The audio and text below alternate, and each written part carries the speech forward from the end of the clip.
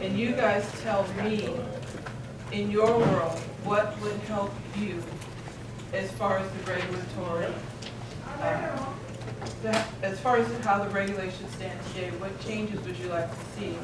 But we have to keep in mind that wastewater and drinking water have been in separate agencies for a while. And this is the first time in a long time that they've been housed together.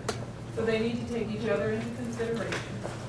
And then I have to take into consideration the possibility, or we all do really, of direct potable reuse. Because if the drought continues, that is really major for a lot of systems. So, all that being said, this is where I'll need you to take notes. Ingrid is so gracious as to take notes. This is where I need you guys to talk to me, give me your ideas. If you like things the way they are, that's fine too. I will say this, what typically happens is the managers and the supervisors take over. They usually jump in and say, change the whole thing. So if you're not a manager or a supervisor, but you want your piece in there, raise your hand, and I say get in there as quick as you can. So this is all the purpose. Really? Go ahead. And you look so familiar, but go ahead. So I would like to see the OIT program adjusted to where you don't have to have the credits up front, kind of like in the old day. Instead of having an OIT grade 1, go back to just a straight OIT where we can hire the high school student or someone, You want an OIT with no experience? so we can bring them in and we can train them. Because right now, basically, if we hire a new OIT, and I know not everybody out there hires OITs, but if we hire an OIT right now, basically they're spending their first however long it takes them to cram through a pen and carry if they don't have any educational credits. So we've really kind of done a disservice taking away from people that don't have anything beyond a high school education. And it used to be that's what we could do, and we can train them in-house, and we have the skill set and people that can do that. So you're saying no educational requirements, something like drinking water? Straight in OIT, just like it used to be in wastewater. And High school diploma? high school diploma, we can bring them in and we can start training them, give them an OIT, and let them work. And when they gain their hours to get their grade 1, OIT grade 1 or grade 1, we can do that. I can piggyback on that a little bit. Sure, let's just go. I had a program and I found out that the OIT program back in mid-2000s, early 2000s, did not require a high school diploma to be an OIT. So I was able to go get a high school student on our ROP program, a sophomore. We would interview them, they would come in on an OIT, and they would work for us at a paid position part-time. They would get their hours, but the requirement was that they had to pass their grade 1 certification and they were a senior.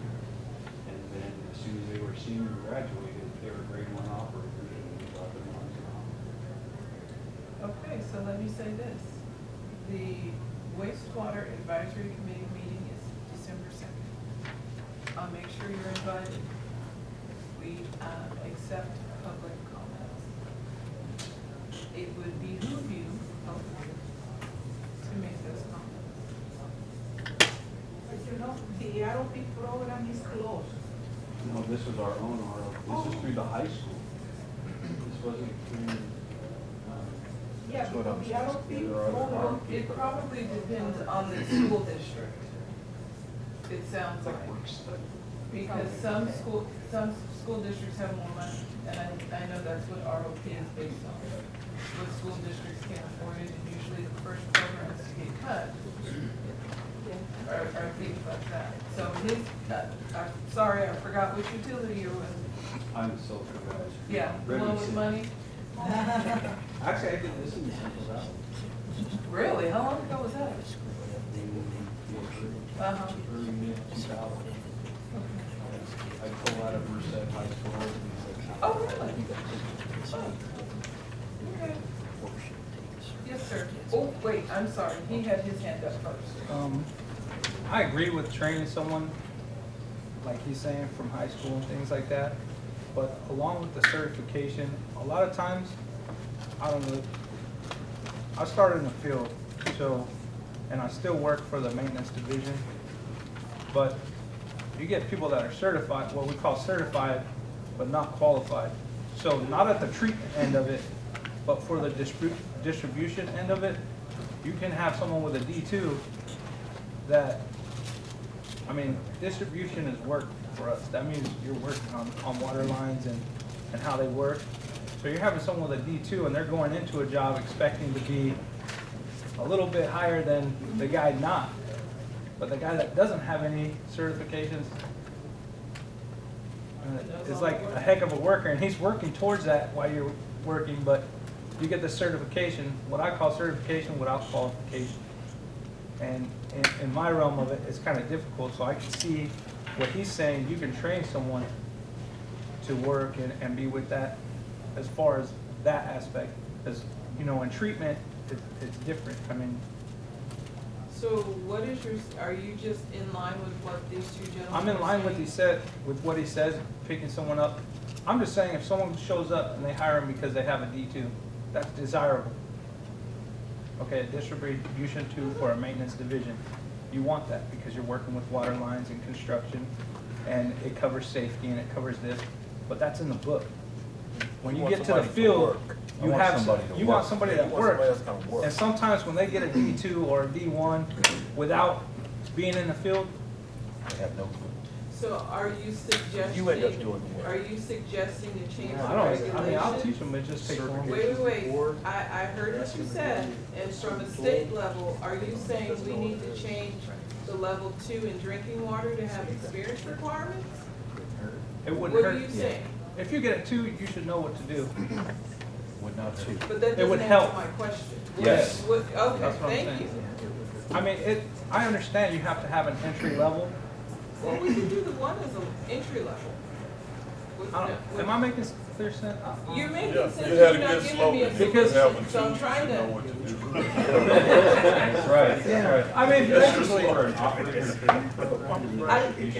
I think he's asking for an experience requirement for the second level. That's what I'm hearing.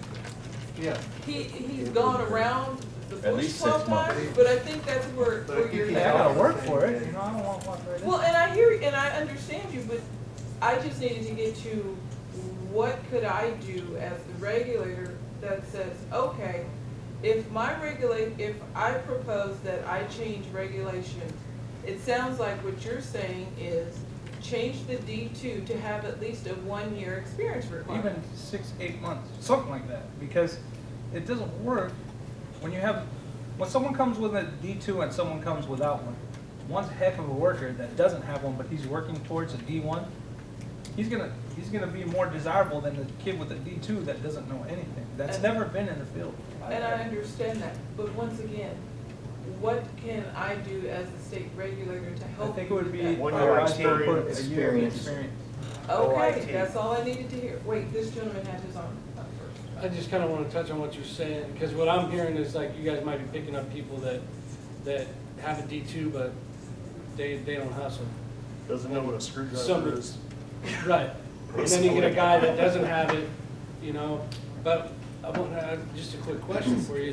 Are you guys picking up people from other places that say they have it and they have that cert, but because we run into sometimes in the industry where people come from another agency, but the way the terminology, the way it was taught to them was different than the way we talk and do things. Actually, I can elaborate on that. That's exactly where I was going with this. We actually have somebody that is up there that has certification and knows individuals with kids that are in the same field up in the upper management, and these kids are seeing what their dads are doing, are going, taking the test, and trying to get into the field with no experience at all. So he's got a D2 and a T2 or a D2, and he wants to come out there and work with us, and he has no idea what he's doing. He's never held a job before, but because he went to college, he has a Not just college, Okay, I'm but- just saying but wait, distribution. some of that is. That's not what I'm saying. What Some I'm of that saying- is the hiring person's responsibility that the state cannot control. The only portion of that that the state can control is what is the requirements for each level. So all I'm hearing is you're getting people that are, because the D2 is one course in high school education. People are taking that. The hiring manager is choosing to hire this person because hopefully they're being honest on their application and saying, I don't have any experience. I just have this certification. Right. Only thing I can do is suggest that we change the experience requirement. And we typically do 1 year, or we do them in years, so that they have all 4 seasons and all the changes with the flows and things for a year. That's what we typically do. That's the reasoning And I behind think it. that's what I'm saying, it should have a requirement. Okay. I can I don't take mean to that go forward. around all the bush. Yes, you did. And You know, that point, I wanted to agree with him, like, if you get someone from high Well- school that never worked before, you know they're not gonna know anything, you expect that. But his point was wastewater, and in wastewater, what he was saying is take away the educational, 6 points educational requirement and keep the OIT. Where yours was saying, you want experience at the second level. Yes. So there was a little difference here. I Just a think, little. I think in that, we all want experience. If they're in the second level, Oh, I'm sure you you do, I expect, have no if doubt. they're putting pipe together, they're cleaning it and Now, they're, let me ask this question. Would you, let's say we do that, does that increase your pool of applicants, or does it diminish your pool of applicants? And let me say why I ask this. We've got 20,000 certified distribution operators, 14,000 treatment operators, 6,000 wastewater operators. I constantly hear we cannot find qualified people. My question back to you is, what are you looking for? What requirements are you looking for? Because there's some of this that we cannot control. Go ahead. Do you know what the statistic is on wastewater, the 6,000 wastewater operators? How many of them have retired and are no longer working in the treatment plant? We don't know. But are maintaining their Right. certificates? We don't know that for drinking water or wastewater. That All there's we a know, few. well, at these fees though, I don't know. You'd be surprised. But let me say this, oh, I forgot my thought. Go ahead. I think what I understand the purpose of discussion will be many, but number one is how can you increase the number of operators? Since wastewater is hurting the most, other are also. Now, the answer to your question is it diminishing or not? I think it's diminishing if put any other more restriction. The way we look at it, if we want to increase the number of applicants, the number of operators, that should be the goal of certification program, because I think in our plant or in the Bay Area, there's a lot of operators at the wastewater I'm talking about, between 55 and Yes. 60. And we have a severe shortage coming up soon, so this is a forum to understand and address the how can we now loosen up. That's the one thing. Loosen up the restrictions. For instance, you have a wastewater, you have a now reclaimed water, and you have a drinking water. And now I'm not saying we should merge all together, we should bring them together in terms of experience, in terms of reciprocity, and also with the drought in mind. I mean, I know it's a bigger fish to fry, but maybe we should need to go that direction. And if it's a grade 3, I know there's a lot of operation in wastewater which are not in the drinking water. So you have some kind of a downgrade, a step down, and let people Cross-train. and increase the number of operations, make it easier for a layman to come into the field. We need to attract them and not restrict them. This Okay. is my point.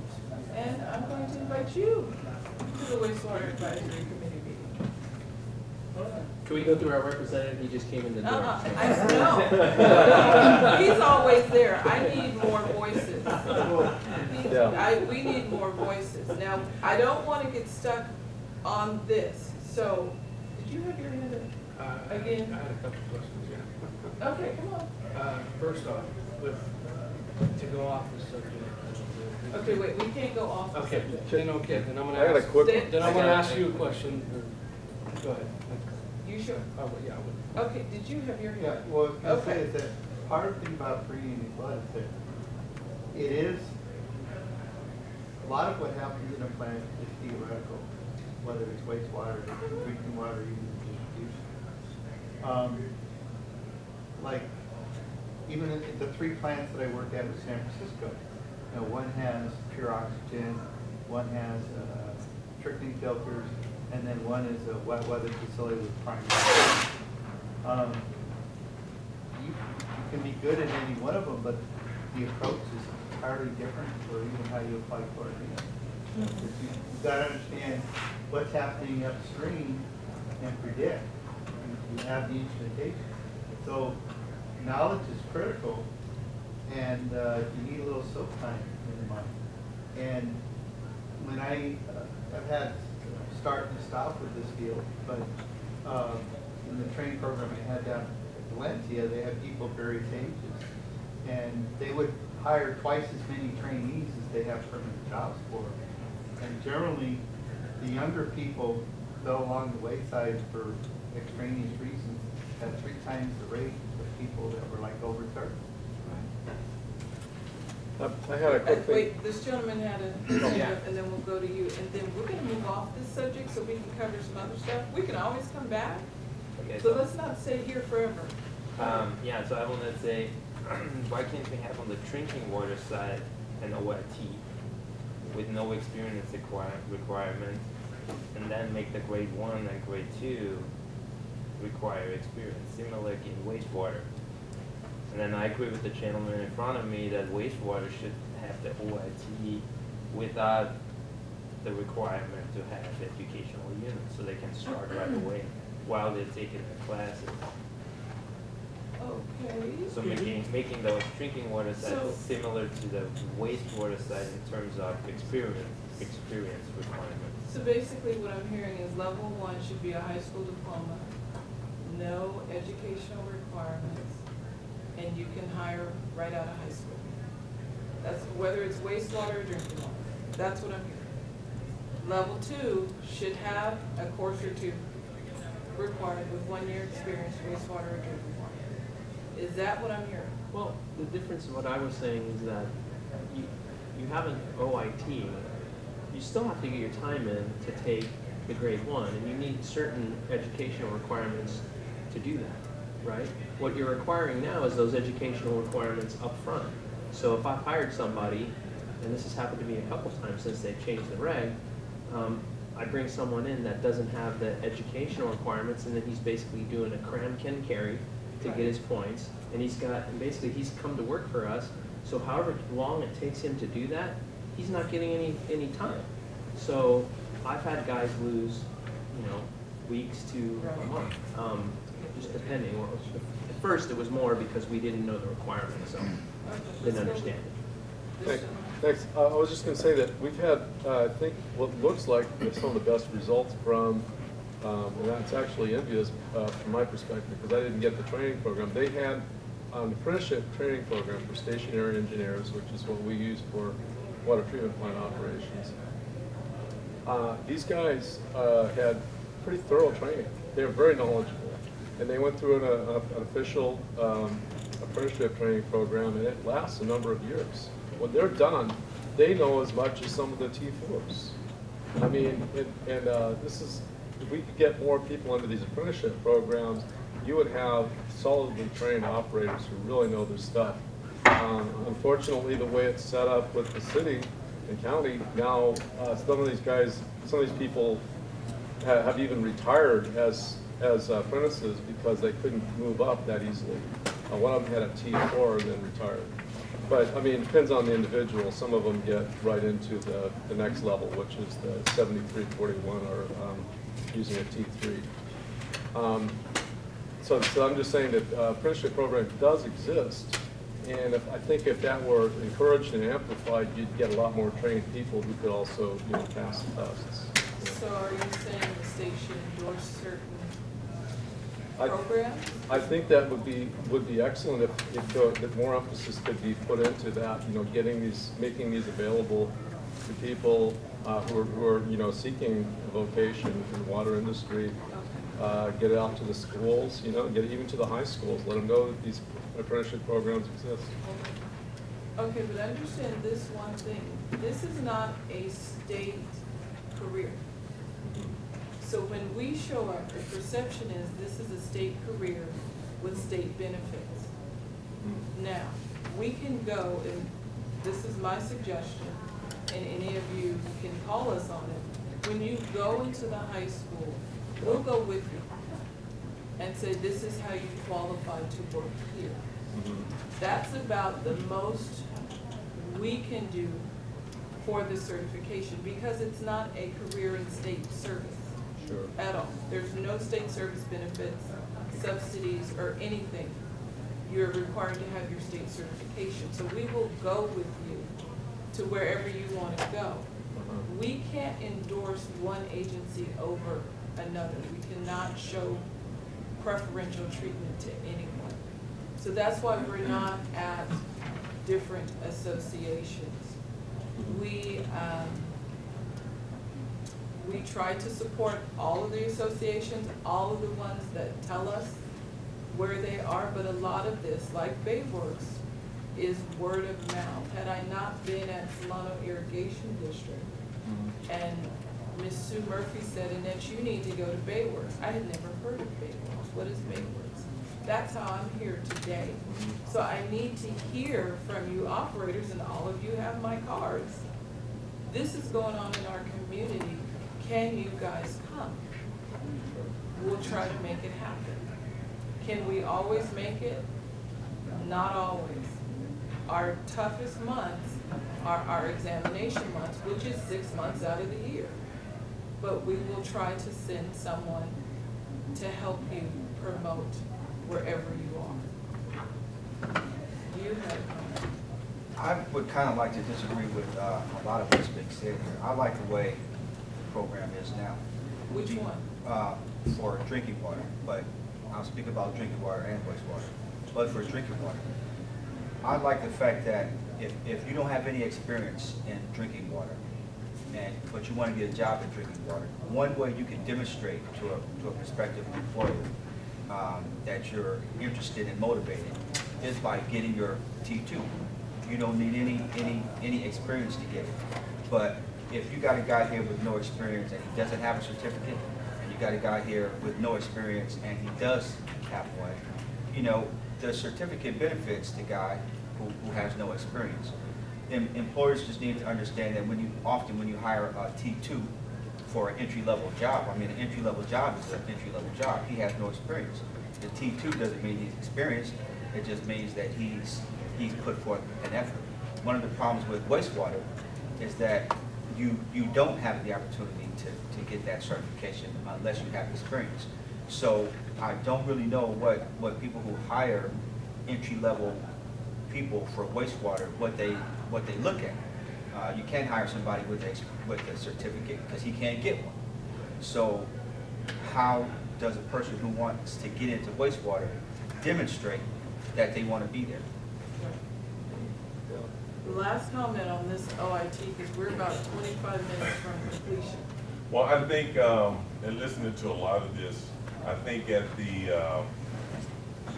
we want to increase the number of the candidate pool for people in jobs in the industry. And so I think the way to do that is to make the opportunity for folks to get an OIT certificate easier. To streamline that process so people can get in. And tell me what would make it easier. Well, things like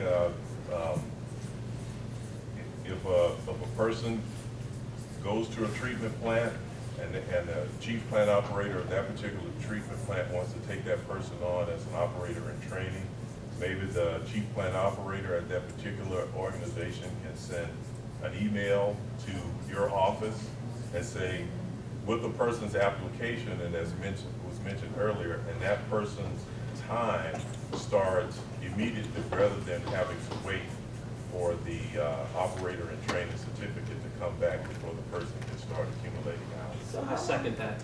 Okay, but how long are these certificates taking to get to you guys? I had a gentleman that they changed the rule on him, and he actually lost, I forget how many hours, Okay. because he didn't have the certificate on the wall at the time. So, as now it's happening, I don't know, how many of you had? I've had a few, it So are you- depends, we have to get them in, they have to have the education units, that's the first thing. So, if they don't have the units, then they're cramming can't carry, as I said. Right. If they have the units, then we're doing the application as long as it takes for everybody to get all their stuff together and get it sent in, and then, Okay, I understand your point, but his point for me is bringing up a staffing issue in my section. Because he said it's taking a while to get the OIT certificates issued, thus the operators aren't getting their time. So my question is it taking 6 months? Is it taking, what is too 6 long? weeks to 2 months. Because it's supposed to be 30 days. but And in if, 30 days, you could put in I a understand. lot of time. I understand that, but you also gotta give us the opportunity to process all the paperwork that is coming in. Why is that paperwork necessary? Again, as a chief plant operator, I'm certifying that this person is doing work in my plant under a certified operator. So it makes a difference if there's a piece of paper on the wall versus not. If I send you an email and say, this person started on this date and is doing this work, and he's out in the field with my guys doing work, and there's no cert on the wall, but he's doing it, we've applied for the cert as required, I don't understand why the time doesn't count, and then all of a sudden it does count. It really doesn't make any See, sense. the issue of having the certificate show up 6 weeks or 2 months later is not the problem. The problem is that if I, as the chief plant operator, say that this person started, we sent the application in on January 1st, and we didn't get his OIT certificate until February the 28th. All we're saying is that when that operator applies for his grade 1, those 2 months should count. We shouldn't have to wait until the certificate is on the wall to start counting the time. Can you So- make the time, the date that's on the OIT certificate retroactive back to the application? I don't know the answer to that question. And that would I solve all got the answer issues. was no. Who'd you What get it this from? time when I asked, Where'd you get it from? Deborah. Okay. I'll talk to her. The date on the application retroactive The date on the certificate, on the OIT certificate, retroactive back. So if the operator makes a mistake and then it gets sent back to us and we have to make an adjustment and then it goes back, they lose all that time. Okay, let's move on. We do 6 exams a year, 2 treatment, 2 distribution, 2 wastewater. Is that sufficient? It's every 6 months. They should give them all at the same time. All 3? Yeah. It's a waste of your resources to have separate exams that all done together, especially out during. Twice a year. And then plus there's multiple choice. So you're now, saying right? all 3, Four times a year. No, let me tell you why that doesn't work.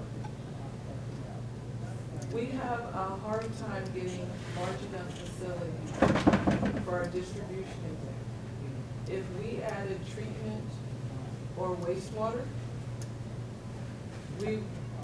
But if you're giving it 4 times a year, like that. no, I hear you, but you're assuming that people would take it less.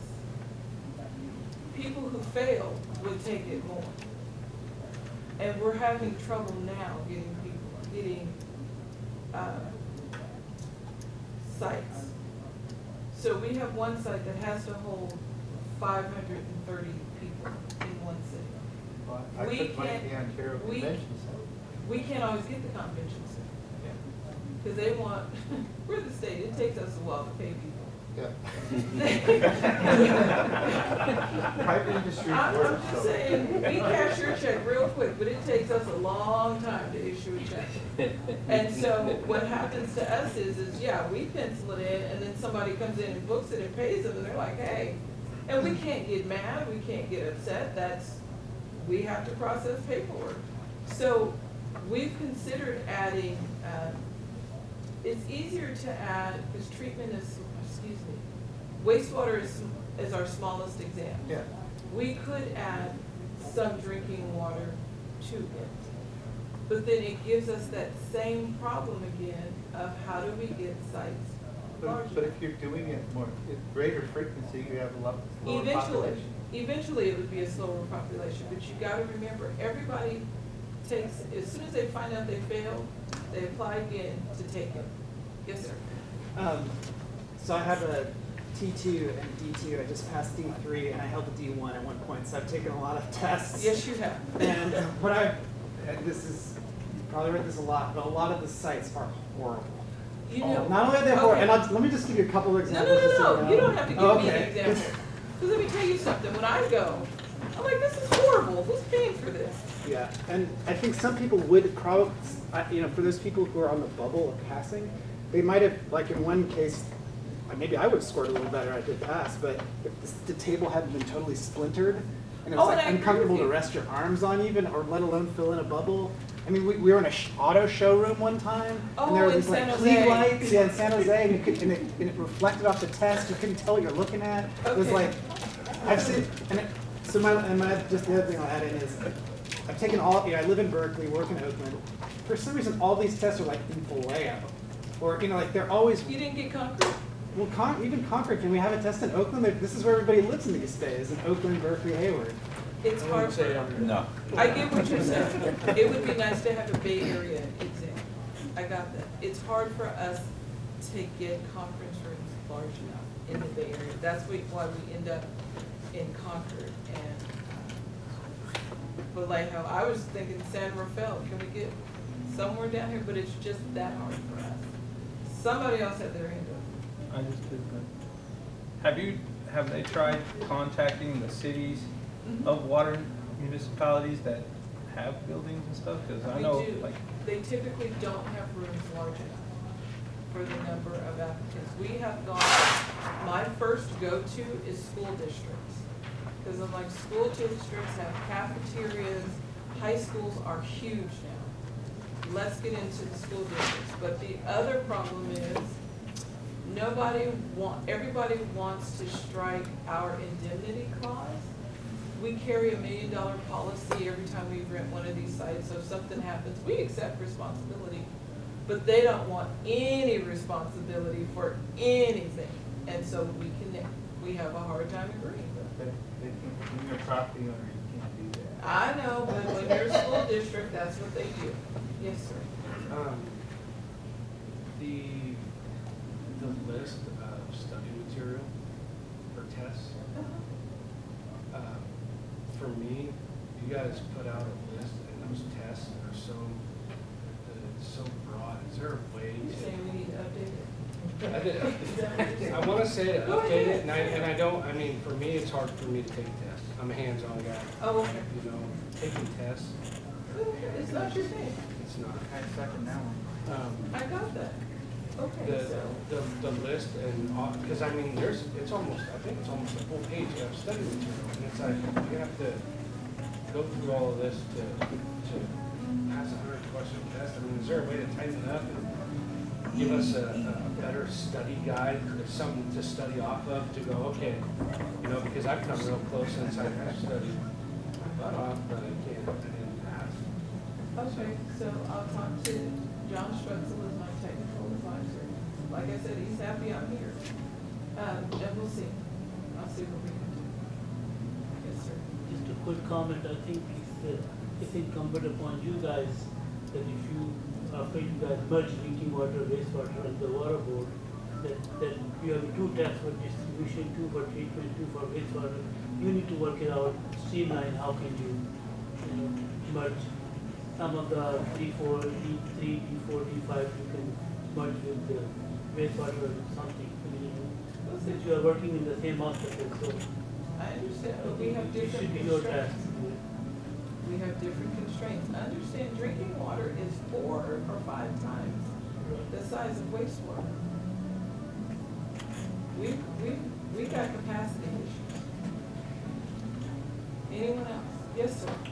Just a suggestion or a thought or something maybe to look into. Have you considered at least for like the grade 1 and grade 2 exams where there's a lot of math, a lot of calculations, where you could perhaps do some kind of online certification or exams, or going to a testing center where you could go to a test center and you could take a test at greater frequency, and there are testing centers where you can go, and if it's you know, multiple choice, true false type thing, you could do that as opposed to having to rent a space in order to give the exam.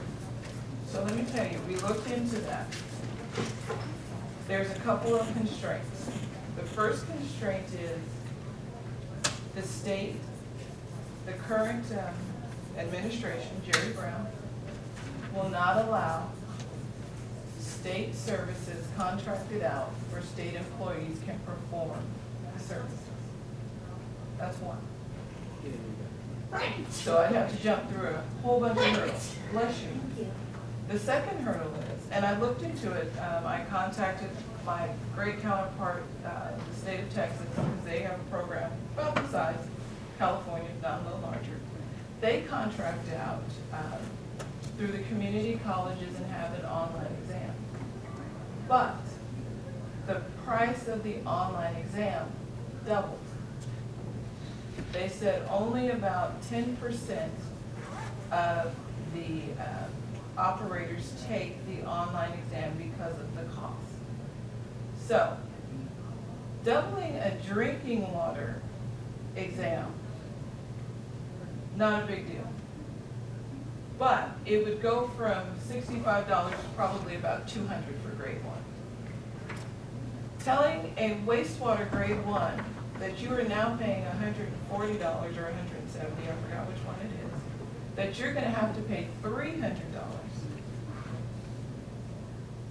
is what is that gonna do? Because we have to pass the program has to be self-supporting. We don't get any subsidies. So we'd have to pass that cost on. Have I thought about it? Oh, yes, I do. Yes, sir. You bet your bottom dollar. But I have those two constraints. Right now, Ken Carey is, you know, the book, but he's not necessarily related to the state, as far as I know. He's not. Why not put out your own book? Because we believe in the separation of duties. We are not going to be your trainers and your certifying bodies. We are just going to stick as being the certifying body. Makes sense. Yes, sir. Okay, completely something else, administrative. Okay, hold on. Is your comment on this subject? Nope. Okay. Change subjects. Where are we going? So we're going, let's follow the DMV. Can we make some of the Please, renewals? let's not follow the DMV. In this particular case, why can't we do online renewals? Even the DMV has figured it out. Oh, that's simple. We got to work on our database. Okay, is there any plans for that? Oh, yeah, there's plenty of Because plans. would make it a lot easier, especially the For drinking water and for wastewater. Both. Wastewater is already web-based and interactive. Oh, I didn't renew since then. Can you turn that mic on? Cause Oh, you can't, I got a you party. can't hear me? Can you hear me now? they got a party going on back here. Oh, do they? Let's go. Let's go. I'm sorry, I didn't mean to be like that. Yeah, let's go. I know. I'm so sorry for what happens at those exams. Did you hear about that? Was that the one with the marching band? No, it was some kind of prayer music. Oh, yes, I did hear about that one. Well, you got it easy. One of the exams in Riverside had a marching band playing the song Happy. Okay. So, and let me tell you what happens in the exam. We say, tell us what's going on, you know, in your surrounding areas. We're not in denial that you're not going to book other things. Well, we try to book so far in advance that they don't tell us, oh, we booked the prayer group. Oh, we booked the marching band. So once again, even we went to a high school, and the high school had, and I went to this high school, it was in Fresno. It was a debate club day, so everybody was coming in debating. It was some kind of, what are those groups in high schools now? They're some kind of fundraisers, and the kids were selling donuts, and yeah, Boosters Club or something. So yeah, we don't always know till we get there either. Okay, back to your comment. Two comments, questions. It's been a while since I've been on the website, but is the wastewater? Which website? Well, operator certification website. No, there's two. Drinking water or wastewater, or mine? Actually, both. Okay. Is the state going to get set up at some point to take credit card payments?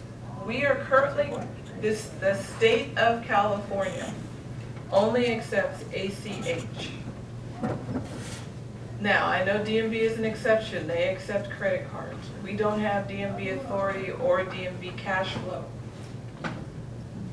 We are getting ready to get wastewater on ACH, and once we work through wastewater, drinking water will be next. ACH, I didn't get the question. It's, oh boy, account clearinghouse? We What was the automate. question?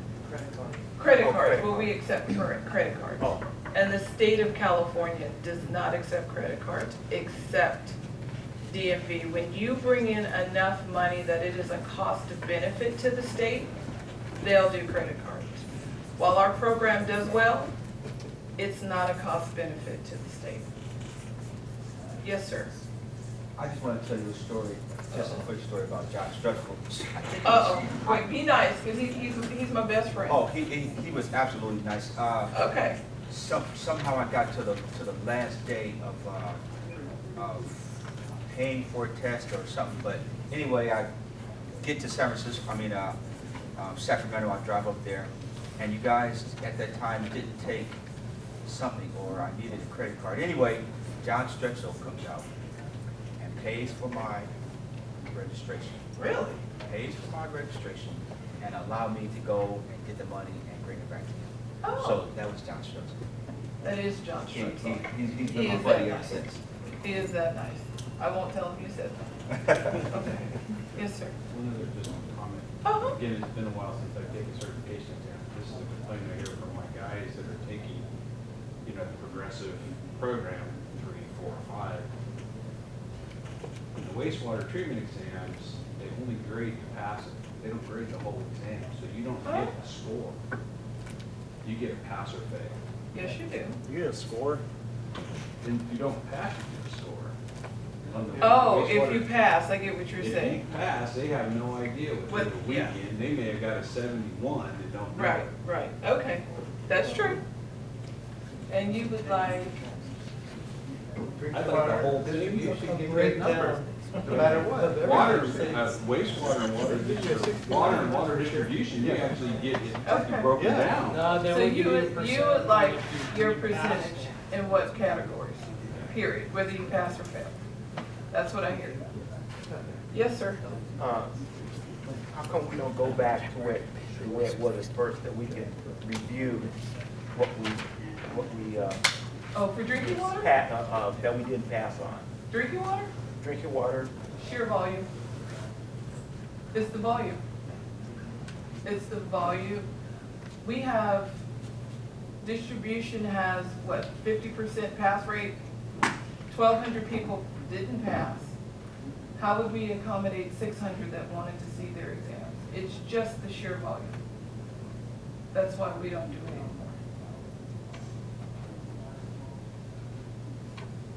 and what Gonna about give the- us some What staff? about the essay part of it? Essay. Yeah, you used to have an essay. That, I have one technical advisor. It's John Strutzel. I would not ask him to grade all those essays. It is a staffing issue. That's why that doesn't happen anymore. Yes, sir. Different subject. Okay. Loan operator. Big issue. Graveyard operator at night. A lot of plants are operator-less at night. They are automated. SCADA control. Some places you have, it's a grade 3 minimum operator requirement at night. Why can't you have a grade 1 as a watchman? According to the new reg, you cannot have it. I was just discussion for it. I don't know that answer. I'm not in the technical side of things, so I'm sure there's a technical reason. I don't know that answer.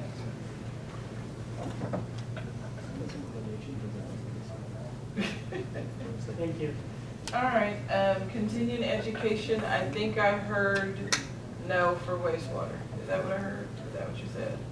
I'm looking at you in the green shirt. I'm looking at you. I'm sorry, I didn't catch the first You part. asked a question about continuing education for wastewater and were we Yes. considering it? And I said, yes, we were considering it, but we'll come back to the discussion. And my question to you is, I want your opinion on continuing education for wastewater because it is a requirement in drinking water.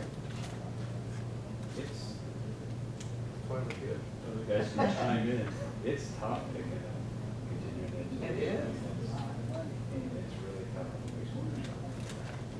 It's Why is it- availability, well, we can take the correspondence courses, but actually, something like this is not offered. And when you have 30 operators, it's hard to get them all out there. But you understand some of the training can be done. Some of the training that you do in-house is considered. The safety meetings count. If they got, Only 20%. No, you can only get up to 25%, but if you do some technical training in-house, we look at that as well. But doesn't it have to be pre-approved before you do it? Yes, but all you gotta do is send us what you're gonna do. Hopefully, you're gonna do a plan and some procedures. I would hope. sounds like an email with the syllabus might be. Yeah, that's part of the Sometimes requirement. we'll get a new piece of equipment and there's vendor That's what we're training going to avoid. on the new equipment. And we'll consider that. That's considered in drinking water. It's not impossible. By the way, that's what we do at BAYWORK. When we have an event or something or a presentation, we'll talk to Annette and her staff about who's presenting, what it's going to be about. We'll send them the PowerPoint or whatever, and then they tell us yeah or nay. And that's how we're able to give some contact hours for our classes. And we tell them our requirements, they have to retain material for 3 years and sign in, sign out sheets. They have requirements for us as well. And then we keep it on, so it's not impossible. We're not asking you to write your master's thesis and give it to us. That's not what we're asking for. So I hear you when you say it's not convenient and it's not readily available, but it's something in drinking water that wastewater does not have.